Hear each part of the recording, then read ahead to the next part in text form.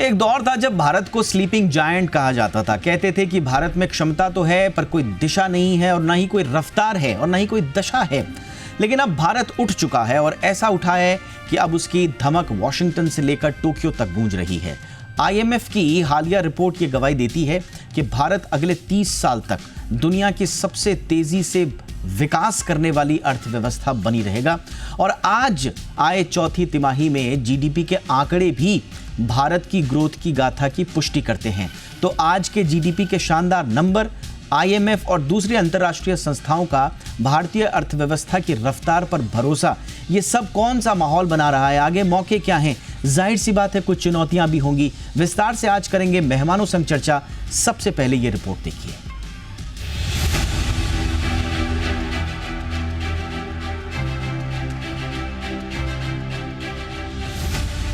दुनिया भर के देश इस वक्त जियोपॉलिटिकल संकट और ट्रेड वॉर की मार झेल रहे हैं और अर्थव्यवस्थाओं पर संकट के काले बादल मंडरा रहे हैं। लेकिन संकट की इस घड़ी में भी भारत तप कर सोने जैसा निखर रहा है। तभी तो हर तरफ ये गूंज है कि आने वाला टाइम हिंदुस्तान का है। हम ऐसा इसलिए कह रहे हैं क्योंकि अंतर्राष्ट्रीय मुद्रा कोष यानी IMF का प्रोजेक्शन है कि भारत 2027 के अंत तक दुनिया की तीसरी सबसे बड़ी अर्थव्यवस्था बन जाएगा। और मोदी सरकार का भी मानना है कि अगले 30 साल तक हम दुनिया की सबसे तेजी से विकास करने वाली अर्थव्यवस्था बने रहेंगे।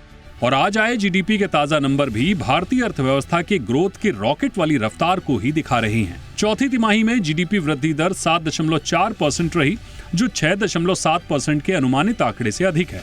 जी बिजनेस के मैनेजिंग एडिटर अनिल सिंघवी से खास बातचीत में HDFC एसेट मैनेजमेंट के MD and CEO Navneet Munot ने भी कहा कि आने वाला समय इंडिया का है। मुझे लगता है कि अगले 100-150 सालों तक वापस हमें वही समय देखने को मिलेगा जब हम भारत विश्व की सबसे बड़ी अर्थव्यवस्था में, विश्व के सबसे बड़े पूंजी बाजारों में रहेगा। जब अभी पिछले हफ्ते ही जैसा नीति आयोग ने कहा कि हम चौथी सबसे बड़ी अर्थव्यवस्था बन गए हैं, $4 ट्रिलियन से ऊपर की इकोनॉमी हो गई है, और जैसा प्रधानमंत्री कहते हैं कि 2047 में हम सब भारत को एक विकसित भारत बनता हुआ देखेंगे। दुनिया आज तेजी से आगे बढ़ती भारतीय अर्थव्यवस्था का लोहा मान रही है, तो इसके सकल घरेलू उत्पाद यानी GDP के सफर को भी समझना जरूरी है। आज भारत की इकोनॉमी $4 ट्रिलियन के आंकड़े को पार कर चुकी है और दुनिया की चौथी सबसे बड़ी अर्थव्यवस्था का तमगा पाने के करीब है। आपको बता दें कि आजादी के 60 साल बाद साल 2007 में भारतीय अर्थव्यवस्था $1 ट्रिलियन पर पहुंची थी और साल 2014 में हमारी अर्थव्यवस्था ने $2 ट्रिलियन के लक्ष्य को हासिल किया था। तो वहीं 7 साल बाद यानी 2021 में हम $3 ट्रिलियन की इकोनॉमी बन चुके थे। वहीं भारतीय अर्थव्यवस्था ने $3 ट्रिलियन से लेकर $4 ट्रिलियन तक का सफर केवल 4 सालों में हासिल कर लिया। यानी अब हमारी अर्थव्यवस्था $4 ट्रिलियन से ज्यादा की हो चुकी है। तो विकास के रथ पर सवार हिंदुस्तान दुनिया की फास्टेस्ट ग्रोइंग अर्थव्यवस्था के रूप में उभर रहा है। और अब भारत सिर्फ पीछे छूटे देशों में नहीं है, बल्कि जर्मनी और जापान जैसे दिग्गजों को पिछाड़ने निकल चुका है। और वो दिन दूर नहीं जब भारत दुनिया की तीसरी सबसे बड़ी अर्थव्यवस्था बनेगा। IMF की रिपोर्ट अब सिर्फ भविष्यवाणी नहीं है, ये घोषणा है कि भारत अगले 30 साल तक दुनिया की सबसे तेजी से विकास करने वाली अर्थव्यवस्था होगा। ब्यूरो रिपोर्ट, जी मीडिया। बहुत ही खास मेहमान इस वक्त हमारे साथ जुड़ चुके हैं। स्वागत करते हैं अतुल जोशी सर का, founder and CEO oyster capital के। गुड इवनिंग सर, बहुत बहुत स्वागत है जोशी सर आपका शो पे। हमारे साथ हैं राहुल अग्रवाल जी, वरिष्ठ अर्थशास्त्री हैं इकरा से। बहुत बहुत स्वागत है आपका हमारे शो पे अग्रवाल सर। चर्चा की शुरुआत जोशी सर आपसे करेंगे। पहले तो सर आपका जो आज GDP नंबर्स आए हैं, बड़ा स्ट्रॉन्ग क्वार्टरली मोमेंटम हमने देखा है, कितना आश्वस्त करता है आगे की ग्रोथ के लिए सर? नंबर्स तो बहुत ही अच्छे आए हैं। मार्केट की एक्सपेक्टेशंस तो इतनी नहीं थी। तो जो नंबर्स में जो मेरे ख्याल से सबसे बड़ा चेंज टू माय माइंड वो एग्रीकल्चर का है। एग्रीकल्चर ग्रोथ हमने इतनी एक्सपेक्ट नहीं की थी। रबी क्रॉप काफी अच्छा आया है, तो यो 4.4% ग्रोथ जो हमको 5.4% ग्रोथ जो हमको एग्रीकल्चर में दिख रहा है, और उसकी जो इफेक्ट कंजम्पशन के ऊपर भी आ रही है, वो भी सेकेंडरी इफेक्ट हम देख सकते हैं कि कंजम्पशन के थ्रू इंडस्ट्रियल ग्रोथ में भी आ रही है। कंस्ट्रक्शन बहुत स्ट्रॉन्ग चल रहा है। गवर्नमेंट के एक्सपेंडिचर के आंकड़े हम देखें, खास करके कैपेक्स के आंकड़े, तो बाय एंड लार्ज वो गए साल के जो आंकड़े हैं उसके हिसाब से ही है।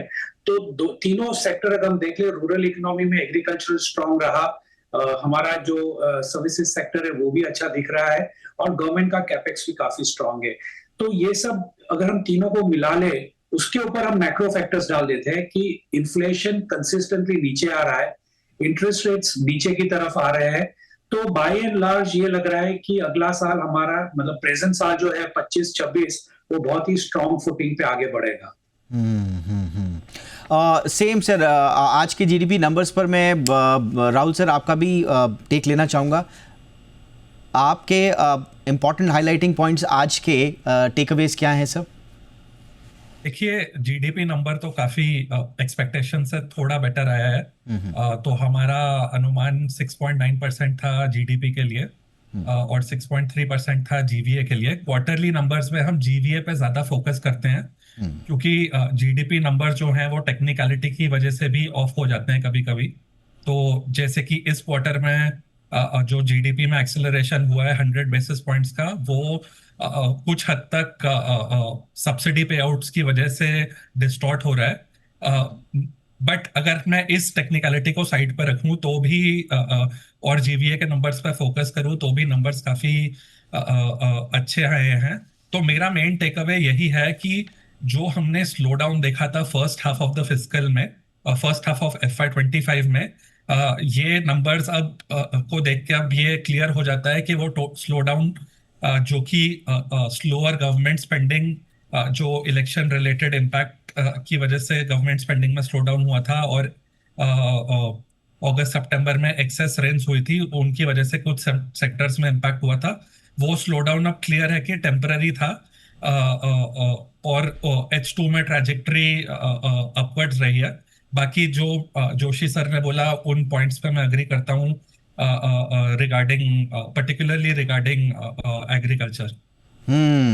बड़ा कमाल किया है कृषि में, वाकई में एक्सपेक्टेशन से काफ़ी अच्छा।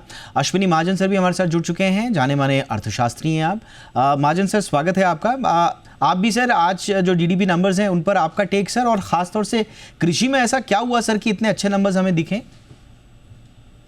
देखिए, लगातार कृषि बेहतर कर रही है और इस बार के आंकड़े भी उसी को दिखा रहे हैं। हम देख रहे हैं कि हमारा सभी प्रकार के जो कृषि उत्पाद हैं उन सब में अच्छी ग्रोथ है, और ख़ास तौर पर जो सरकार का ध्यान ज़्यादा वैल्यू एडिशन वाले प्रोडक्ट्स हैं, ज़्यादा जिनकी वैल्यू है, उसके कारण, जैसे दाल है या तिलहन है, इसके कारण भी कृषि के नंबर अच्छे हो रहे हैं। तो मुझे लगता है कि आगे आने वाले समय में सरकार का जो दालों और खाद्य तेल पर और तिलहनों पर जो ध्यान है, उससे हमारी विदेशों पर निर्भरता भी घटेगी और किसान की आमदनी भी बढ़ेगी। चलिए, अब ये आज के जीडीपी नंबर्स, और अब थोड़ा सा अब आगे के 30 सालों की बात, क्योंकि 30 सालों की बात पीयूष गोयल साहब भी कर रहे हैं, IMF भी कर रहा है, हर कोई कर रहा है, और कहा यह जा रहा है कि दुनिया की ग्रोथ इंजन का अब सर्वे सर्वा जो होगा वो भारत ही होगा। तो थोड़ा क्या वाकई में ऐसी स्थितियां हैं या कुछ चैलेंजेस भी हैं? शुरुआत करते हैं अतुल जोशी सर से। सर, आप कैसे देखते हैं? लगातार बयान आ रहे हैं IMF के फोरकास्ट के बाद, तो लगातार third largest GDP bye 2027, current rankings को बिल्कुल पछाड़ते हुए हम पहुंच जाएंगे। जीडीपी साइज 2030-31 में IMF का जो एस्टिमेशन है वो है 6.8 ट्रिलियन का। आपको लग रहा है सर कि ये यहाँ तक हम अगर पहुंच पाए तो ये अच्छी बात होगी, या हमें पोटेंशियल इससे ज़्यादा का है? नहीं, हमारा पोटेंशियल तो काफी ज्यादा है। और इसमें जो थोड़े दिन पहले अपनी बात हुई थी, न्यूमरेटर एक चीज है, डिनोमिनेटर दूसरी चीज है। करेक्ट। ग्लोबल इकोनॉमीज, जितनी भी एडवांस इकोनॉमीज है, फंडामेंटली अगर हम देखें तो वो सिर्फ और सिर्फ डिटीरियोरेट हो रही है, और हमारी इकोनॉमी सारे मैक्रो फंडामेंटल्स पे सिर्फ इंप्रूव हो रही है। हमने जो कोविड में कंट्रोल किया था, सेंट्रल गवर्नमेंट ने, RBI ने, मेरे ख्याल से दुनिया के लिए एक मिसाल हमने सेट कर दी थी। तो उसके बाद में हमारी जो फुटिंग है इकोनॉमी के लिए, मैक्रो ले लीजिए या सेक्टर स्पेसिफिक ले लीजिए, बहुत ही स्ट्रॉन्ग फुटिंग है। हमारा जो पोटेंशियल है वो काफी हद तक ज्यादा है। देखिए क्या हो रहा है कि इंडिया में हम जो पूरा इंडिया का ग्रोथ देख रहे हैं, उसमें स्टेट का जो कंट्रीब्यूशन है, उसमें भी कई सारे स्टेट ऐसे जो लगाट कहे जाते हैं कि जो काफी स्लो है। अगर हम उन पे फोकस करें तो ओवरऑल हमारी जो ग्रोथ है 9%, 10% ईयर ऑन ईयर, बिल्कुल संभवित है, इसमें कोई ज्यादा डाउट करने की जरूरत नहीं है, हम ये कर सकते हैं। दूसरी चीज हमको जो देखनी है मैक्रो के हिसाब से, वो है एक्सपोर्ट मार्केट। हमारा काफी डिपेंडेंस रहा है एडवांस इकोनॉमीज के ऊपर। हम जा रहे हैं, यूरोप में जा रहे हैं, अमेरिका में जा रहे हैं, साउथ ईस्ट एशिया में एडवांस इकोनॉमीज में जा रहे हैं, लेकिन अगर हम Africa, Latin America, SAARC countries पे फोकस करें और वहां पे हमारी अगर एक्सपोर्ट हम बढ़ा दें, जिसमें सबसे बड़ा इश्यू आज की तारीख में पेमेंट मैकेनिज्म का है, पेमेंट सिक्योरिटी का है, अगर गवर्नमेंट वो सॉल्व कर देती है तो हमारी एक्सपोर्ट नेक्स्ट लेवल तक जा सकती है, हमारे डिप्लोमेटिक रिलेशंस, पॉलिटिकल रिलेशंस अलग हो सकते हैं, और इसके चलते हुए ग्रोथ को एक सेपरेट हायर ट्रेजेक्टरी मिल सकती है ग्रोथ के लिए। इंटरनली अगर हम देखें तो इंटरनली एग्रीकल्चर के ऊपर हमें फोकस करना है, खास करके एक चीज जो हमको वॉलेटिलिटी देती है खास करके इन्फ्लेशन में, वो है फूड इन्फ्लेशन। और यह है कि हमारी जो मौसम का जो तरीका है वो चेंज हो रहा है। जैसे कि हम देखें कि ये अप्रैल में वेस्टर्न कोस्ट के लिए शायद गर्मी पड़ी ही नहीं, बारिश आती रही, हर 15 दिन में एक बार बारिश, तो पूरी वेदर पैटर्न चेंज हो रही है। तो इसमें हम कैसे हमारी फूड सिक्योरिटी, एग्रीकल्चर को हम बनाए रखें, ये अगर हम ध्यान दें तो कंजम्पशन के ऊपर इफेक्ट पड़ेगा, रूरल इकोनॉमी को भी बूस्ट मिलेगा, और इसके चलते हुए जो मैन्युफैक्चरिंग को सपोर्ट मिलेगा, manufacturing will do very well. Services हमारी स्ट्रांग रही है, लेकिन आगे हमारी जो एआई को लग के चैलेंज है उसके ऊपर अभी से ही सॉल्यूशन के ऊपर हमें काम करना है। तो ये 5-7 चीजें अगर हम कर ले तो मेरे ख्याल से $10 ट्रिलियन और डिनोमिनेटर खास करके डॉलर रुपी को हमें काबू में रखना है। Absolutely. वो अगर हमने काबू में रख लिया, मेरे ख्याल से $10 ट्रिलियन बाय 2030 कोई बड़ी बात नहीं है मेरे हिसाब से। एब्सोल्युटली। राहुल साहब, थोड़ा सा वही आगे के 3 दशकों के प्रोजेक्शंस पर क्योंकि अब बात हो रही है, तो थोड़ा सा लॉन्ग टर्म के नज़रिए से और उसको थोड़ा सा आज के जीडीपी नंबर से भी अगर मैं कनेक्ट करने की हल्की सी कोशिश कर रहा हूँ, हालांकि लॉन्ग रन में कब क्या होगा नोबडी नोज, बट स्टिल जैसे आज हमने देखा एक प्राइवेट इन्वेस्टमेंट में एक रिवाइवल जैसा हमने देखा, बट क्या ये माइंडसेट रहेगा? ग्लोबल अनसर्टेनिटीज़ तो स्वाभाविक रूप से अंतर्राष्ट्रीय स्तर पर बढ़ती ही रहेंगी, उसी से फिर आपका जुड़ा हुआ है जॉब जनरेशन, ख़ास तौर से अर्बन और मैन्युफैक्चरिंग सेक्टर में। आज मैन्युफैक्चरिंग की थोड़ी तस्वीर हमने देखी, बट क्या हमें लॉन्ग रन में क्या इंडिया तैयार है या हो रहा है सर, जिस दिशा में हम जाना चाहते हैं उस हिसाब से? देखिए, लॉन्ग रन 30 साल की फोरकास्ट करना तो बहुत डिफिकल्ट है, जैसे कि आपने कहा कि क्या होगा किसको पता। बट अगर मैं अगले 5 या 10 साल की ग्रोथ एस्टिमेट करने की कोशिश करूं तो हमें लगता है कि रियल टर्म्स में इंडिया की जीडीपी ग्रोथ पोटेंशियल 6.5 से 7% के बीच में है। और इसकी वजह ये है कि 2 मेजर चुनौतियां हैं जिसकी जोशी जी ने भी बात की। तो पहली वाली है एक्सपोर्ट्स। तो अगर मैं पास्ट डेटा देखूं, जब इंडिया ने 2003 से 2010 के पीरियड में और लगभग 7.5% की growth prints on an average दी थी, तब हमारी एक्सपोर्ट ग्रोथ डबल डिजिट्स में थी। बट अगर मैं लास्ट 10 या 15 साल का डेटा देखूं तो एक्सपोर्ट ग्रोथ लो सिंगल डिजिट में। इनफैक्ट लास्ट 2 साल में मर्चेंडाइज एक्सपोर्ट्स की ग्रोथ नियर 0 है।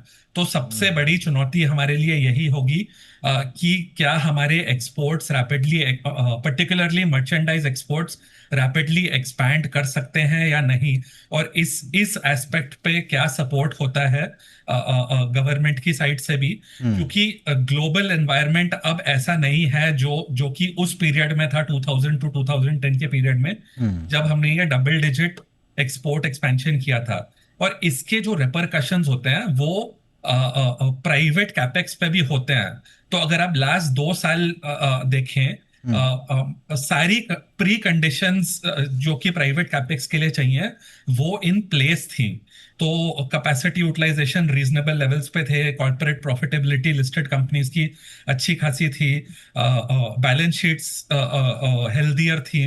बट बिकॉज एक डिमांड कंस्ट्रेंट था एक्सपोर्ट साइड पे, और डोमेस्टिक डिमांड भी काफी अनइवन थी, कभी रूरल डिमांड कंप्रेस थी, कभी अर्बन डिमांड कंप्रेस थी। तो ये अनइवननेस की वजह से प्राइवेट कैपेक्स पिकअप नहीं हो पाई। तो ये एक्सपोर्ट फ्रंट पे हम की जो चुनौती है हमारी, वो हम कैसे एड्रेस करते हैं वो मायने रखेगा।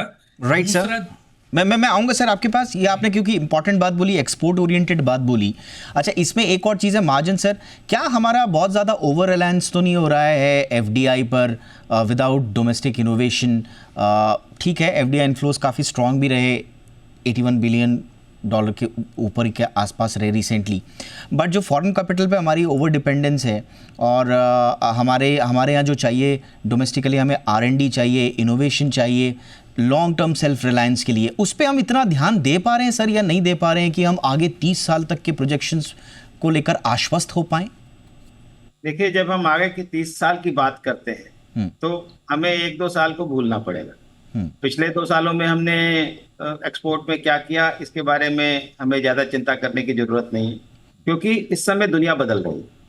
दुनिया में lot of churning is happening and उसमें यदि आप देखें कि चीन के प्रति लोगों का आकर्षण कम हो रहा है, अमेरिका की नीतियां बदल रही हैं, पूरा यूरोप और अमेरिका और बाकी देश चीन से अब सामान नहीं खरीदना चाहते हैं। भारत एक अंगड़ाई ले रहा है, चाहे वो अलग अलग चीज़ों में अगर देखें तो चाहे वो पेमेंट सिस्टम में, अभी पेमेंट सिस्टम की बात आई, आज हम अमेरिका के स्विफ्ट को, जो यूरोप का जो स्विफ्ट है उसको भी हम एक बार धत्ता दिखा सकते हैं, ऐसी स्थितियां बनी हैं।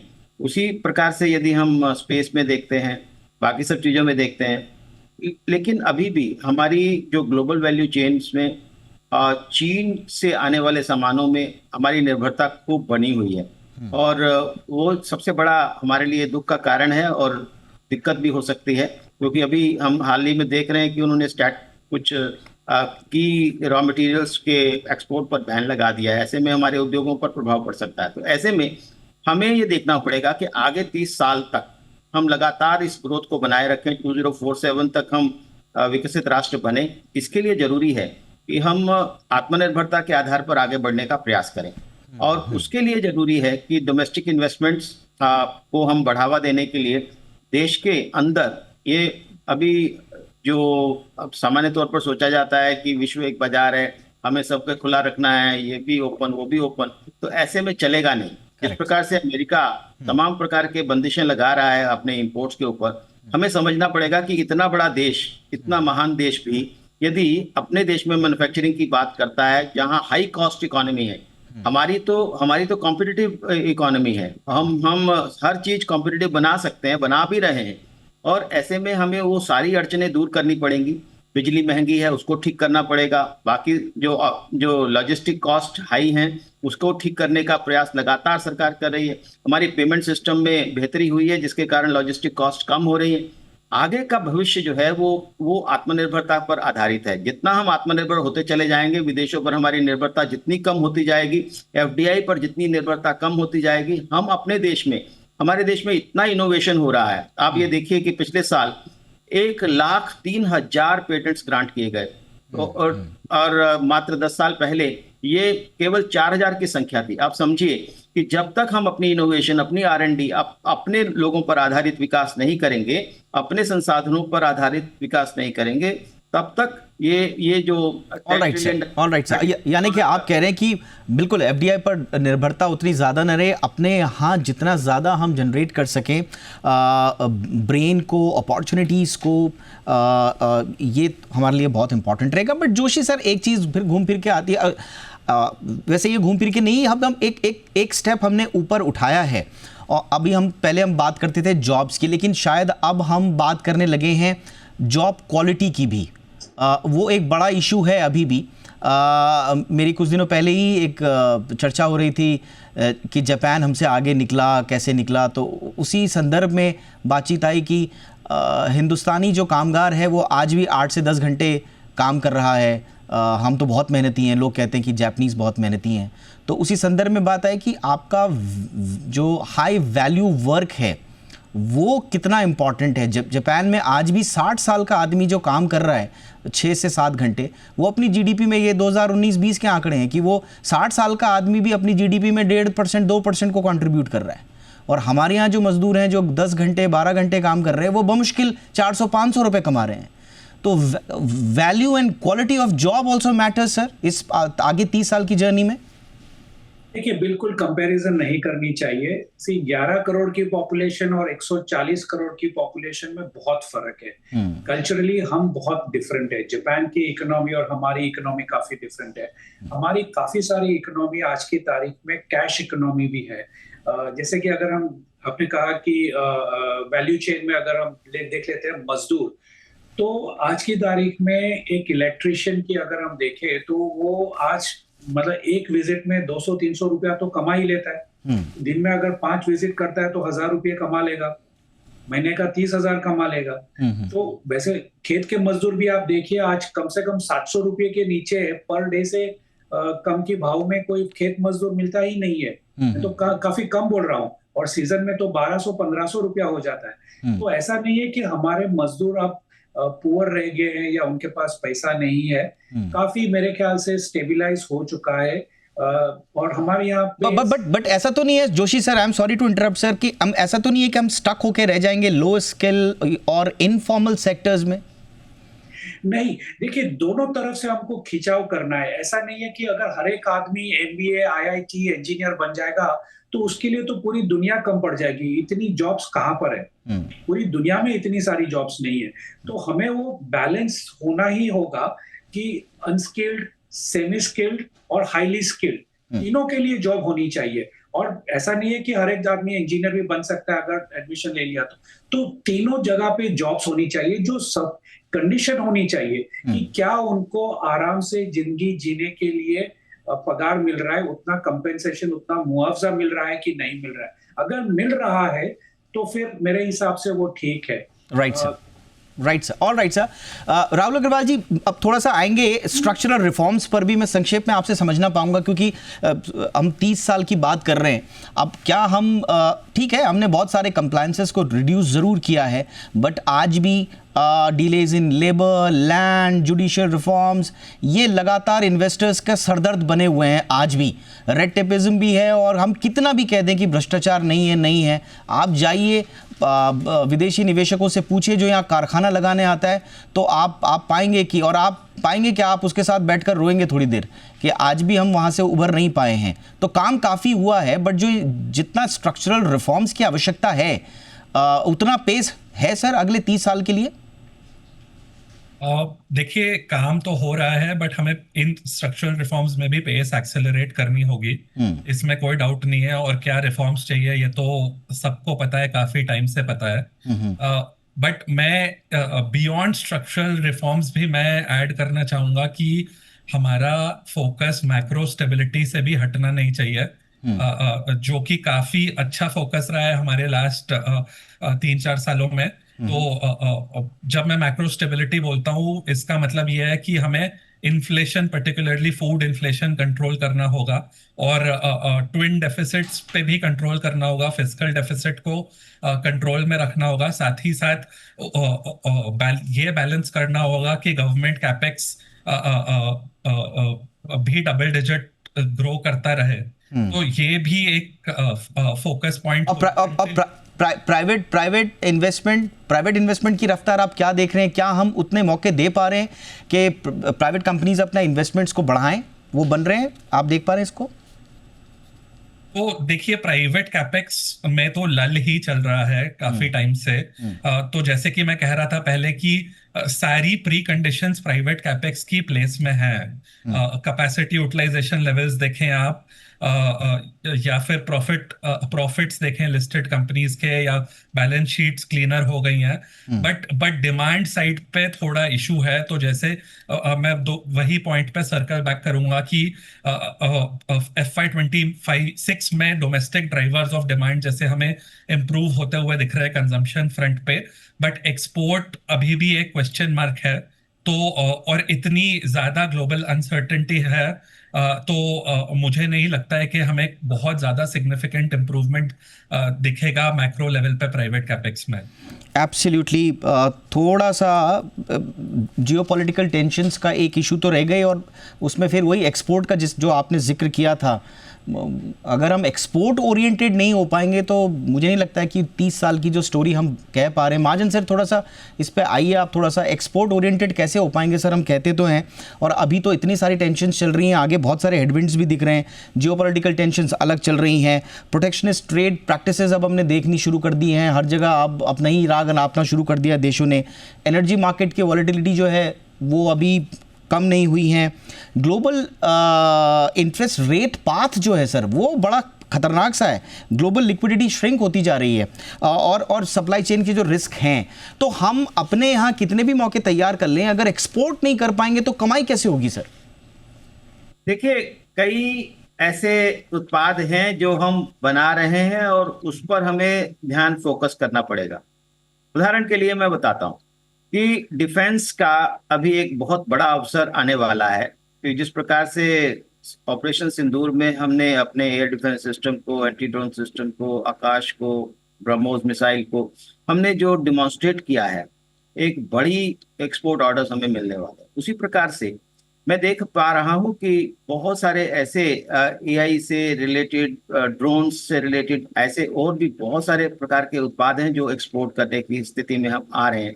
उसी तरह से सिचुएशंस बदल रही हैं। एक आप समझिए कि चीन जो है वो बहुत बड़ी मात्रा में इन देशों में मार्केट को कैप्चर किए हुए था। अभी जिस प्रकार से जो अमेरिका का ध्यान चीन से हट करके भारत की तरफ आया है, और ये बात सही है कि प्रेसिडेंट ट्रंप ने कहा कि भी एप्पल का यहाँ पर प्रोडक्शन ना करो, ये, लेकिन उसके बावजूद भी फॉक्सकॉन ने $1.5 बिलियन का यहाँ पर निवेश किया है। ऐसे में हम समझ सकते हैं कि भारत की जो प्रतिभा है, चाहे वो एआई में हो और कंप्यूटर्स में हो, आईटी में हो, या इस प्रकार के हाईटेक उत्पादन में हो, हमें जितना ज़्यादा हम उत्पादन अपने देश में करेंगे, हमें माइनर जो डिफरेंस होते हैं 5%, 7% के, इसके आधार पर अपने देश में आयात नहीं आने देना चाहिए, उसको रोकने का प्रयास करना चाहिए, चाहे वो हम कैसे भी करें, चाहे टैरिफ बढ़ा करके करें, एंटी डंपिंग ड्यूटीज या काउंटरवेलिंग ड्यूटीज लगा करके करें, लेकिन अपने देश में जब तक प्रोडक्टिव कैपेसिटी को हम खड़ा नहीं करेंगे, अगर हम अपने देश में सोलर पैनल बनाना शुरू नहीं करेंगे तो इम्प्रूवमेंट होगा नहीं। Right sir, sorry to interrupt sir, मेरे पास वक्त इतना ही था, बट आपने जहां पर बात खत्म की है, या टेक्निकली मैंने आपको जहां पर रोका है, आई एम सो सॉरी, आपने खत्म नहीं की, तो मुझे लगता है कि वहां पर हम आते हैं, जो हमने जोशी सर से कई मरतबा बातचीत भी की है, आपको अगर भारत में उत्पादन बढ़ाना है, मैन्युफैक्चरिंग बढ़ानी है, कैपेसिटीज़ को बढ़ाना है, तो फिर आपको जो अंडर इन्वेस्टेड हमारा एजुकेशन और स्किलिंग सेक्टर है उस पर काम करना पड़ेगा। अभी हमारा वहाँ पे फोकस उतना नहीं है, ख़ास तौर से इमर्जिंग टेक्नोलॉजीज़ जो हैं, एआई है, दूसरी चीज़ें हैं, ये हम जब तक फ्यूचर डिमांड्स के लिए अनप्रिपेयर्ड रहेंगे अगर हमने यहाँ पर काम नहीं किया। तो इसी उम्मीद के साथ कि जो प्रोजेक्शंस दुनिया भारत के लिए दे रही है, हम भी भारत वासी होने के नाते दुनिया की उम्मीदों पर खरा उतरें, अपने यहाँ जो रिफॉर्म्स चाहिए, जहाँ जहाँ चीज़ों को दुरुस्त करना है उनको दुरुस्त करें, और दुनिया को दिखाएं कि हम हैं पूरे विश्व के ग्रोथ इंजन अगले 30 से 40 सालों के। बहुत बहुत धन्यवाद आप तीनों का वक्त निकालने के लिए। Ashwini Mahajan ji, thank you so much. Atul Joshi sir, thank you so much sir. Rahul Agarwal ji, बहुत बहुत शुक्रिया for your time, thank you so much.